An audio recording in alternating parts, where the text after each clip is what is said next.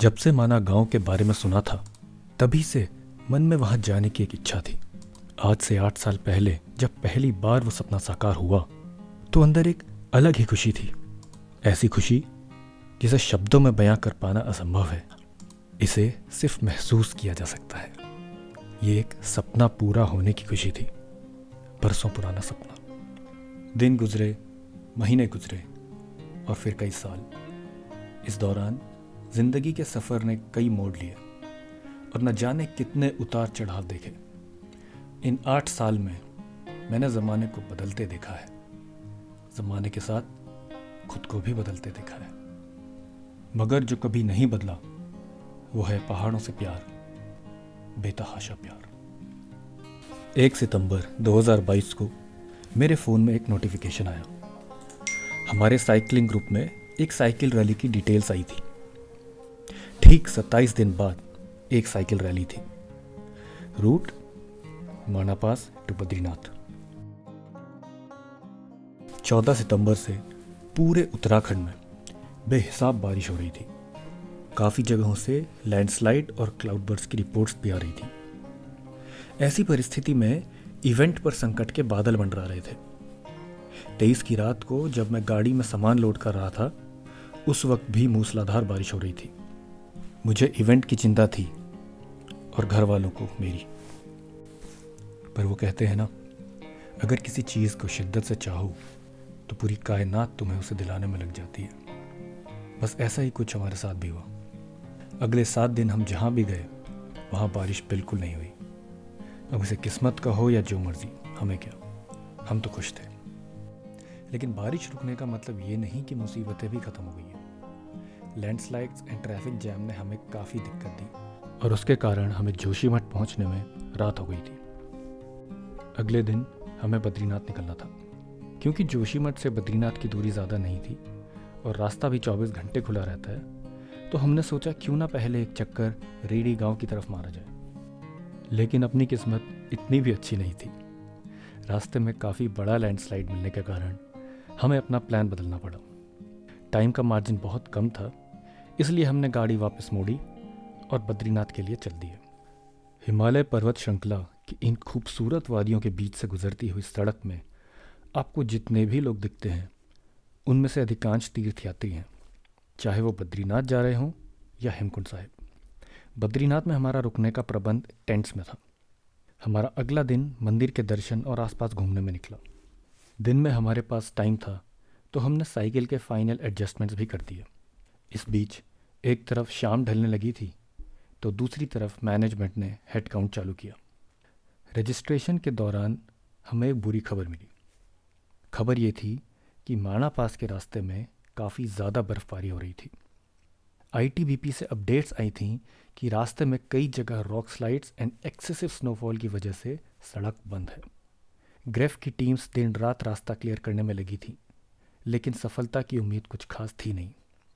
आखिरी अपडेट रात के 10 बजे आनी थी, जिसके हिसाब से अगले दिन का प्रोग्राम तय होता।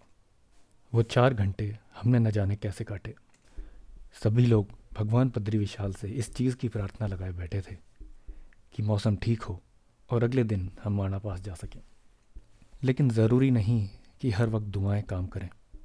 रात के 10 बजे और आईटीबीपी से खबर आई, रास्ता अब भी बंद था।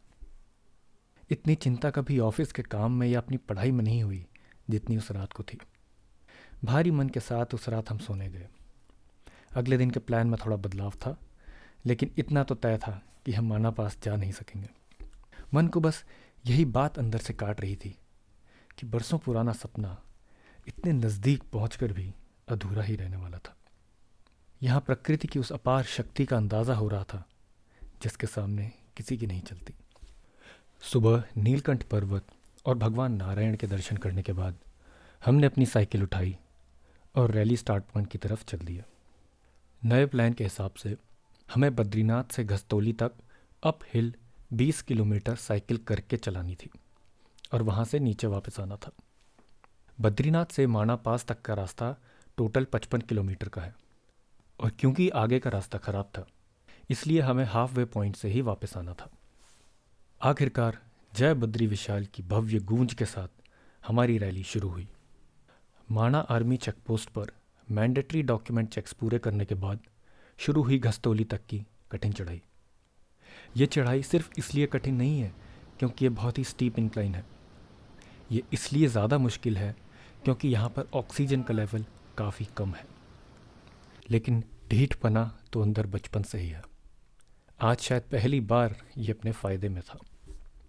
सैकड़ों ब्रेक लेने और घंटों साइकिलिंग करने के बाद आखिर हम घस्तौली पहुँच गए, जहाँ पर आईटीबीपी कैंप्स में हमारा भव्य जोश के साथ स्वागत हुआ। हम लोग चाय और स्नैक्स खा ही रहे थे कि इस बीच कुछ ऐसा हुआ जिसकी हमें उम्मीद नहीं थी। हम सबको साइकिल्स घस्तौली में ही छोड़ने के लिए कहा गया। पर आखिर ऐसा क्यों? ऐसा इसलिए क्योंकि आगे का रास्ता खुल चुका था। पर क्योंकि अब साइकिल से जाने का टाइम बचा नहीं था, प्लान ये था कि हम सब माणा पास तो जाएंगे, लेकिन गाड़ियों में। बंद गाड़ी में बैठकर इस रास्ते पे जाना कहीं ना कहीं इस रास्ते के साथ एक अन्याय होता। इसलिए हमने डिसाइड किया कि हम एक ओपन बोलेरो कैंपर में पीछे लद कर जाएंगे। ये वो बोलेरो थी जो थके हारे लोगों या उनकी टूटी फूटी साइकिलों को लोड करने के लिए थी। ये एक सपोर्ट व्हीकल था और इसमें सीट्स भी खाली थी। फिर भी हमने फैसला किया कि हम इसमें पीछे ओपन ट्रे में बैठ कर जाएंगे, और उससे बढ़िया फैसला शायद मैंने आज तक कभी नहीं लिया। जितना भी इस रास्ते पे आगे बढ़ो, ये उतना ही सुंदर होता जाता है। प्रकृति के ऐसे दृश्य देखने को मिले जो कभी सोचे भी नहीं थे। दुनिया के जिस छोर पर पहुंचने के लिए आपको डीएम, आर्मी, समय और किस्मत सबका एक साथ साथ चाहिए हो, उस जगह के नज़ारों को गाड़ी के अंदर से बैठकर देखना उसकी तौहीन होती। इसलिए हमने अपनी आराम की सीट छोड़ी और पिकअप ट्रक के पीछे वाली ओपन ट्रे पर सवार हो गए। चीरती हुई ठंडी हवा और आग उगलते हुए सूरज की गर्मी से होने वाले सनबर्न की चिंता किए बिना हम लोग रास्ते का आनंद उठाते रहे, और करीब 12:30 बजे हम लोग फाइनली देवताल पहुँचे। देवताल माणा पास से करीब 1 किलोमीटर पहले पड़ता है। कई लोग भीम पुल को सरस्वती नदी का उद्गम स्रोत बताते हैं, जबकि ऐसा नहीं है। असली में देवताल सरस्वती नदी का उद्गम स्रोत है, जो कि भीम पुल से करीब 40 से 50 किलोमीटर ऊपर पड़ता है। हिमाच्छादित चोटियों के बीच में बसे इस ग्लेशियर लेक में साल भर पानी रहता है। उत्तराखंड का कोल्ड डेजर्ट माने जाने वाले इस एरिया में इतना बड़ा पेरेनियल लेक होना अपने आप में प्रकृति का एक अद्भुत करिश्मा ही है। यहाँ से 1 किलोमीटर आगे जाने पर मिलता है माणा पास। देवताल के प्राकृतिक सौंदर्य का आनंद लेते लेते हमें करीब 1:15 बज चुके थे, और इसका ये मतलब था कि अब हम माणा पास नहीं जा सकते थे, क्योंकि थोड़ी ही देर में चाइना की पेट्रोलिंग का टाइम स्टार्ट होने वाला था। इसका मतलब इंडिया की पेट्रोलिंग यूनिट को और इंडिया के सारे सिविलियंस को भी उस एरिया को खाली करना था। इसी बीच हम सब ने वापस जाने की तैयारियां भी शुरू करी। देवताल करीब 5500 मीटर के ऑल्टीट्यूड पर है, और क्योंकि हमने बहुत कम टाइम में इतना ज़्यादा ऑल्टीट्यूड गेन किया था, तो लोगों को एएमएस के सिम्टम्स धीरे धीरे डेवलप होने लगे थे। हालांकि ये कोई सीवियर एएमएस नहीं था, लेकिन सिर दर्द, थकान वगैरह इस तरह की शिकायतें लोगों को शुरू होने लगी थी। इसलिए ये बहुत इम्पॉर्टेंट था कि हम लोग जल्द से जल्द नीचे उतरें। तो कैसा लग रहा है रमोला जी आपको देवताल में आकर, इस सरस्वती नदी के उद्गम स्रोत के दर्शन करके? देवताल वास्तव में बहुत ही सुंदर, और ऐसा लग रहा है देवताल जैसे कि नाम ही इसका देवताल है, और एक अलौकिक छटा यहाँ पर ये सरस्वती उद्गम है।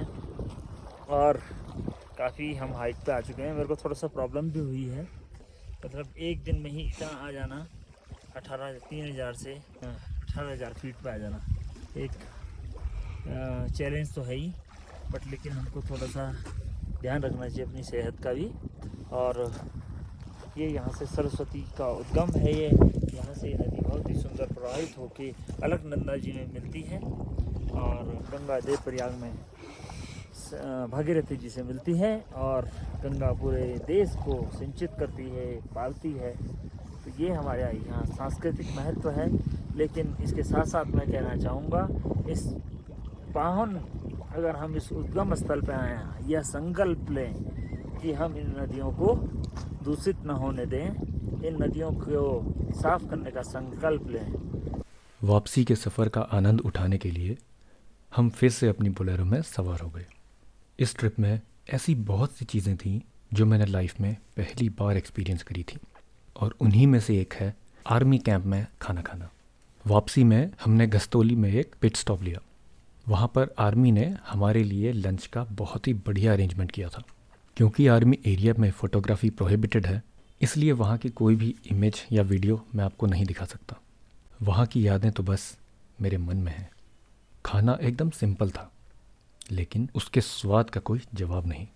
ये स्वाद था मेहनत का, एकम्प्लिशमेंट का, और उस विलक्षण समय का जो शायद दोबारा कभी जीने को ना मिले। उस बेहतरीन खाने से पेट तो भर चुका था, लेकिन मन नहीं।